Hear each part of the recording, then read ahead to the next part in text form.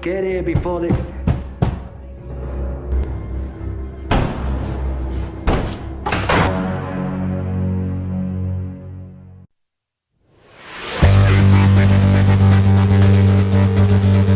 Halo Rebahaners, dimanapun kalian berada, bagaimana kabarnya? Kembali lagi bersama saya John, still in the house. Kali ini saya akan kembali memicu adrenalin dan jiwa-jiwa brutal dalam diri Anda yang mulai memudar. Karena jika Anda terlalu lemah, maka Anda akan rentan dikendalikan dan diintimidasi oleh orang lain. Untuk itu saya akan merangkum sebuah film berjudul Leatherface yang dirilis pada tahun 2017, di mana film ini akan membuat mental Anda menjadi bergejolak dan pori-pori di tubuh Anda seketika hingar-bingar, sehingga hormon barbar di dalam tubuh Anda perlahan mulai akan mencuat dan membuat Anda menjadi pribadi yang lebih polontong. Ngomong apa ya barusan? Jadi tanpa berlama-lama langsung saja pasang handsfree, simetriskan posisi rebahan, longgarkan celana dalam, selamat menonton, dan ayo seperti biasa kita katakan bersama-sama 1, 2, 3, check it.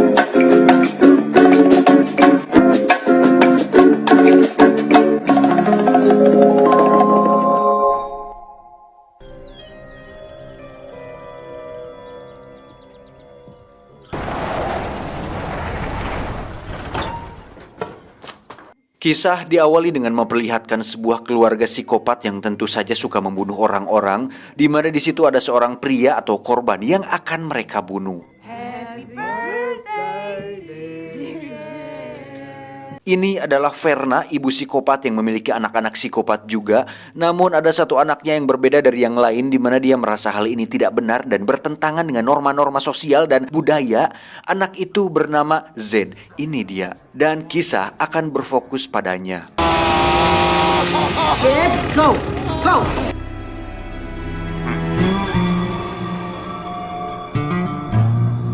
Berlatar belakang tahun 1955 di Texas, terlihat ada muda-mudi yang saling jatuh cinta dan sepertinya akan dan ingin melakukan pengencerotan di Ruyo Kapol. Namun saat dalam perjalanan mereka menemukan seorang bocah dengan kepala babi, di mana si gadis mengikutinya hingga saat sampai di sebuah gudang, dia langsung terjatuh ke dalam lubang jebakan. You done good, Jed. Looks like Ternyata itu adalah ulah anak-anak Verna, di mana mereka langsung melepaskan sebuah mesin mobil tepat di tubuhnya hingga si gadis tewas saat itu juga. Selang beberapa waktu polisi pun tiba di sana, di mana si gadis tersebut ternyata adalah anak dari sang pemimpin kepolisian bernama Hartman. Ini dia. Emosi karena hal itu, Hartman pun mengancam akan memenjarakan anak tertua Verna. Namun karena tidak adanya bukti dan mengaku hanya menemukan mayat di sana, Hartman pun tidak bisa berbuat apa-apa. fucking trash. Tak lama muncullah Verna yang meminta Z anaknya dilepaskan, namun dengan alasan untuk melindungi anak di bawah umur, Hartman pun tetap akan membawanya, lalu mengatakan bahwa Verna sudah merenggut anaknya, maka dia akan merebut balik anaknya juga. Take one of mine, and I'll take all yours, Verna. 10 tahun kemudian, Z pun ditempatkan di sebuah tempat perlindungan anak atau panti, di mana di situ ada banyak sekali anak-anak bermasalah yang memiliki keluarga kriminal, sehingga mereka semua memiliki nama baru agar keluarga mereka tidak bisa mengenalinya.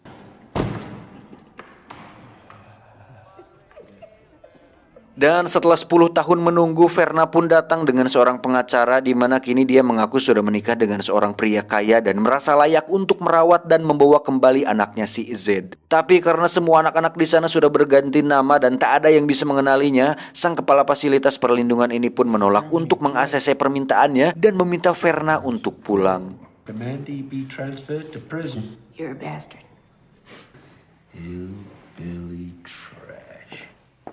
Tak terima dengan itu, Verna pun izin ke toilet, di mana dia membunyikan alarm darurat agar situasi menjadi chaos. Namun usahanya tersebut tak membuahkan hasil dan malah diusir dari panti tersebut. That's it. Lock it down. Akibat alarm yang dibunyikannya, semua pasien pun menggila, di mana mereka mencoba menerobos pintu keluar untuk bisa kabur dari sana. Di sisi lain kita akan melihat seorang remaja berbadan tinggi gempal bernama Bud. Ini orangnya, di mana saat dua penjaga lengah, Bud pun berhasil melepaskan ikatan di tangannya untuk kemudian membunuh mereka berdua dan segera pergi ke ruang kepala panti. Dan tanpa rasa ragu, Bud pun mulai mendekati si kepala panti dan langsung mendagor-dagorkan kepalanya ke kaca jendela hingga dia tewas saat itu juga.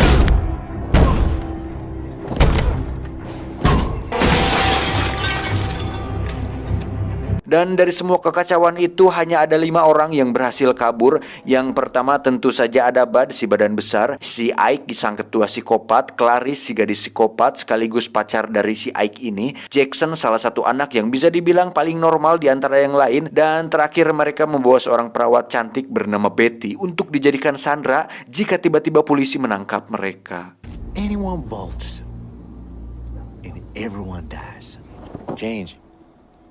No, you're making her get undressed. Dan dari mereka berlima, tentu saja Ike yang paling polontong dan sok memimpin, di mana Jackson, Bud, dan si perawat kurang menyukai Ike karena sikapnya tersebut. Where are you taking us? Mexico. Perhaps you've heard of it? Di sisi lain, Hartman yang merupakan polisi wilayah pun memeriksa TKP dan menemukan sang kepala panti sudah tertancap di kaca jendela, kemudian menyuruh semua anggotanya untuk menyisir semua daerah guna menemukan para pasien yang kabur. Kembali ke Ike dan gengnya yang tiba di sebuah kedai untuk kemudian mereka memutuskan makan sembari mencari uang, senjata, dan kendaraan. Sementara Bud menunggu di luar, Jackson dan Betty pun terlihat duduk tegang di sana berharap bisa lepas dari situasi ini. Dan betapa terkejutnya mereka saat melihat Ike dan Clarice sangat-sangatlah serasi sekali, di mana mereka merupakan pasangan yang cukup gila dengan melawan beberapa pria dewasa, merebut senjatanya, merampas uangnya, dan membantai mereka semua dengan penuh rasa semangat dan percaya diri. Aye. Get a bag. Put your guys on the table, man. Harry. Tak lama datanglah Hartman di TKP yang sudah terlambat datang ke sana dan hanya menemukan mayat berserakan dengan beberapa bagian tubuh yang hancur, dan itu sangat menggelehkan. Went buck shit crazy. Cutting up at the waitress. Ike dan kawan-kawan pun terlihat sampai di suatu hutan dan menemukan sebuah tempat untuk dijadikan tempat persembunyian sementara, di mana pemilik tempat tersebut terlihat bunuh diri dan tewas sendirian di sana. Singkat cerita, malam pun tiba. Ketika Jackson dan Betty benar-benar ingin segera lepas dari semua mimpi buruk ini, Ike dan Clarice justru tengah asik melakukan pengecerobatan. Dan yang paling mengejutkan adalah mereka berdua melakukan itu tepat di samping jasad pemilik tempat tersebut. Gila kan?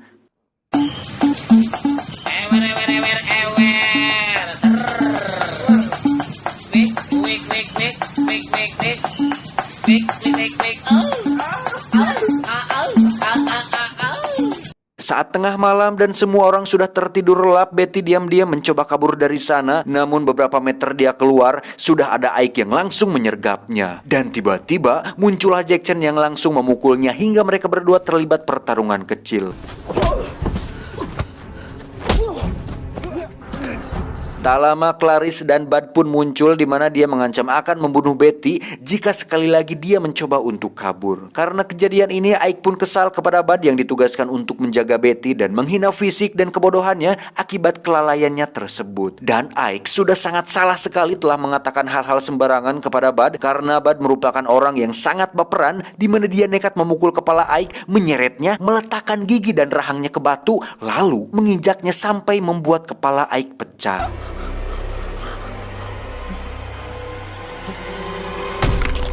Esoknya Clarice pun menyuruh Jackson dan Betty mencerai Ike, sementara dia akan mencari ke sisi lain. Dan saat Jackson dan Betty menemukan Bud tepat di samping mayat Ike, Clarice pun tertangkap oleh Hartman, di mana dia dipukul kemudian ditembak di bagian paha. Lalu saat Clarice mengejek anaknya yang sudah meninggal, Hartman pun langsung menembak kepala Clarice saat itu juga. Jackson, Betty, dan Bud pun berusaha lari dari kejaran mereka, dan saat menemukan bangkai Munding, mereka memutuskan untuk masuk ke dalam perutnya guna menghindari penciuman anjing pelacak.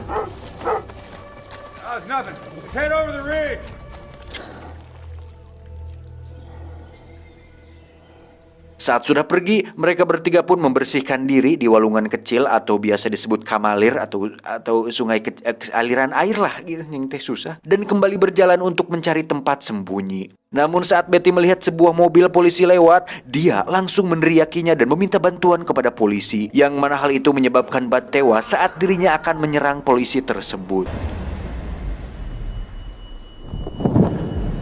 Sontak hal itu membuat Jackson emosi dan seketika wajah baik dan normalnya tiba-tiba berubah, di mana dia memukuli si polisi beberapa kali, meneriakinya, kemudian meletakkan kepalanya di lawang pantau mobil dan mendagorin pintu mobil ke kepalanya sampai si polisi meninggal.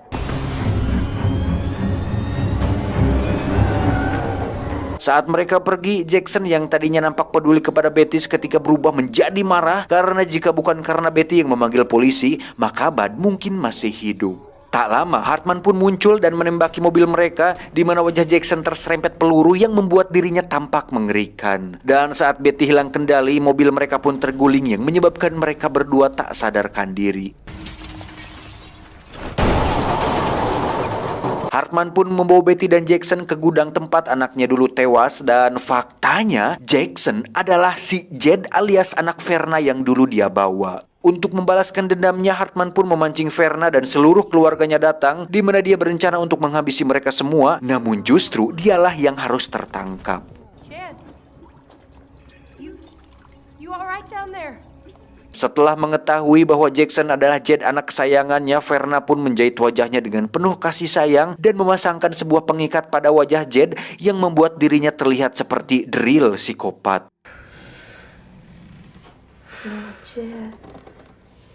Kembali ke Hartman yang sedang sekarat, di mana semua anggota keluarga psikopat berkumpul termasuk Betty, dan tak lama muncullah Jackson alias Jed yang membawa sebuah gergaji mesin, di mana Verna mengatakan bahwa orang asing hanya membisikinya dengan kebohongan. You show 'em who you are, Jed.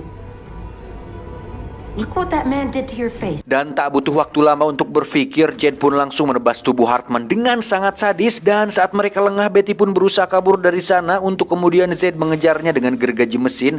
Dan saat Betty menginjak ranjau, dia pun mencoba merayu Zed untuk pergi dari keluarga sadisnya tersebut. It's not too late. We can still get out of here together. Namun Jed yang sudah muak dengan bersikap baik memilih untuk berpihak pada keluarganya, dan tanpa rasa ragu sedikit pun dia menebas kepala si Betty. This isn't you. It's your crazy mother. Setelah semua berakhir, Jackson pun menguliti kulit wajah Betty dan menjahitnya untuk dijadikan topeng yang merupakan asal-usul sosok psikopat terkenal yang sering mengejar korbannya menggunakan gergaji mesin dalam film berjudul The Texas Chainsaw Massacre. Dan dialah Leatherface. Tamat, ending yang menggergajikan.